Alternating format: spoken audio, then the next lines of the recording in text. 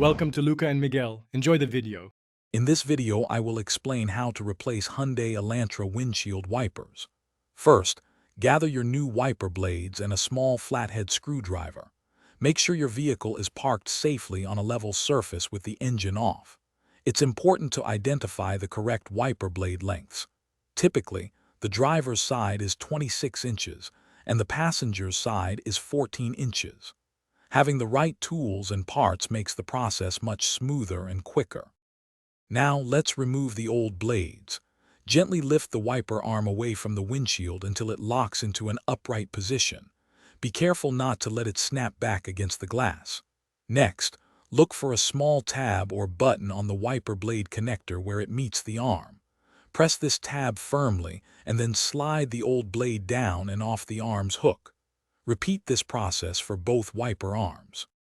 Installing the new blades is straightforward. Take your new wiper blade and align its connector with the hook on the wiper arm. Slide the new blade up onto the arm until you hear a distinct click, indicating it's securely locked in place. Give it a gentle tug to ensure it won't come loose. Finally, carefully lower the entire wiper arm back down onto the windshield. Repeat for the other side.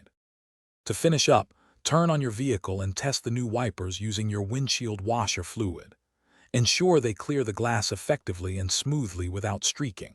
For optimal performance and longevity, remember to regularly clean your wiper blades with a damp cloth to remove dirt and grime. Also, if you're looking to keep your car smelling fresh, check out the link in the description for little trees, black ice, and other great deals. Thanks for watching. Thanks for watching and please subscribe.